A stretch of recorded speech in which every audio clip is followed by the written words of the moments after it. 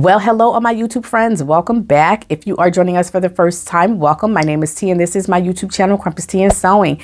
In today's video, I'm going to be giving you a pattern review of the Easy to Sew Simplicity S9109. So this pattern can be purchased in two different groups of sizes. So you can purchase it in 16 to 14 or 6 to 14 or 16 to 24.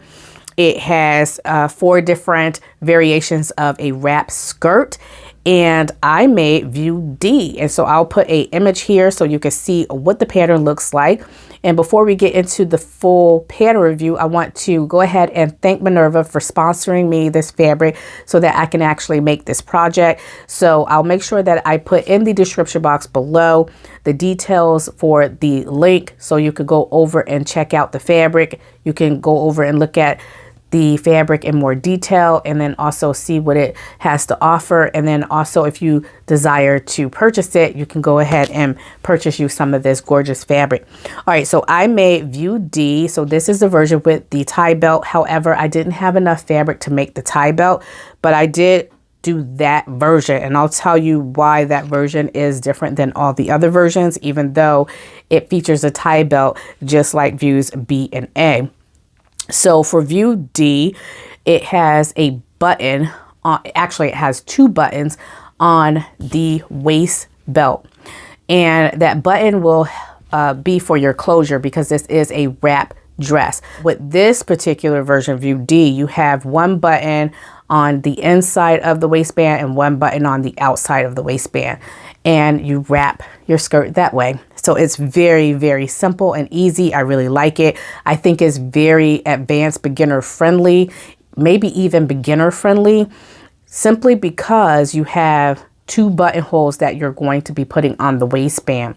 And so you're not putting buttonholes down the center front like of a garment or anything like that. And so it doesn't take a whole lot of skill to actually put those buttonholes on. And because they're on the waistband, they're not going to be seen. And so if you make a mistake, it's kind of like you're not going to really see them all that much. And so I really like that for that reason. I feel like it would be very beginner friendly for that very reason. The skirt itself, you have a right front, a left front, and then you have the back, which is cut out twice. And it has gathering on the skirt. So you're going to gather the skirt, and I think that's really cool as well. So the skirt for the left and the right front, both of those sides, you have self-facing. And so you're going to fold over your fabric a couple of times, press it down, and then you're going to stitch it down the length of the skirt. You also have the option to do pockets. So you can do for B and C, you have a pocket that's on the outside of the skirt, which is also really fun and cool. The pattern calls for fabrics such as chambray, cotton, cotton blends, crepe de chine, gauze, gingham, linen, linen blends, silky type fabrics, and voile. So you have a lot of different fabrics that you can actually choose from. As I stated before, I decided to go with this rayon fabric that was sponsored to me by Minerv. It has a lot of drape and movement, and I really love it. Now, the only thing that I would change about this dress is next time I would actually cut off that piece that is self-faced, and I would actually stabilize that. So this project does not call for stabilizer for that particular piece. I would definitely stabilize that if I'm working with any kind of silky type fabrics, because just folding the fabric on itself and creating like its own self-facing, to me, is just not stable enough. And you can run into problems where that band can shift and it won't look so pretty.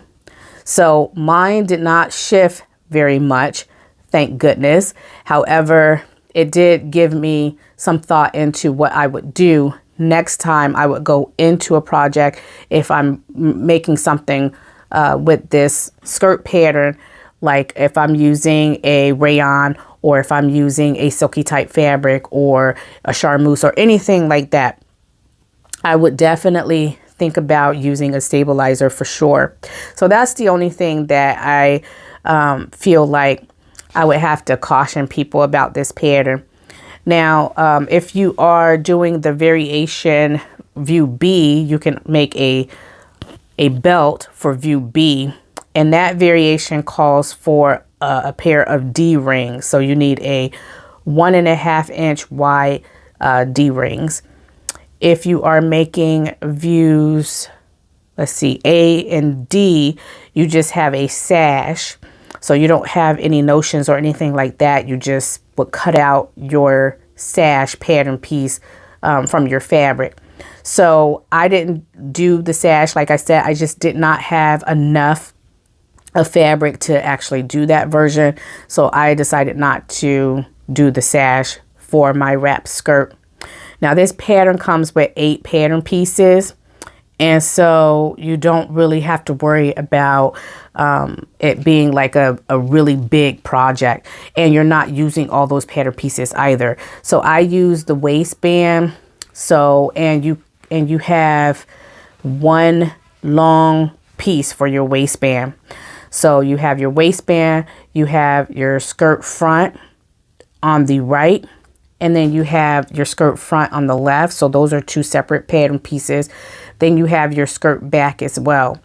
So if you want your sash, that will be another pattern piece. And then if you want, say for instance, the view B with the D ring, that's a different pattern piece. So you're not using all those pattern pieces, the whole 8 pattern pieces. I think at most you're using about 5 or 6 pattern pieces. So that's really fun. I really enjoyed this project. The next pattern that I want to make out of this is view C. So this has the buttons going down the side of the garment. So it's asymmetrical, I think, wrap. Now for my skirt, I decided to style it. If you notice in my pictures, the button is right in line with the buttons on my top. I feel like it's more visually pleasing that way. So even though the wrap is supposed to be asymmetrical and that button is supposed to be a little bit off to the side, I decided that it would not look very well if I had a button off to the side when I have buttons going down the center front. And so that's one of the reasons why I decided to put that button in the front. But the skirt is asymmetrical and it does go on the side. So I also forgot to mention that you do also have a pattern piece for belt loops, so that you can actually put on the waistband, so that you can actually put the sash through those belt loops. So you also have that as a pattern piece as well.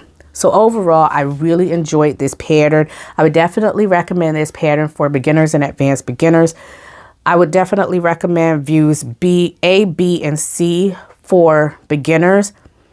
For view C, because you have more buttons and buttonholes, I would more recommend that one to advanced beginners.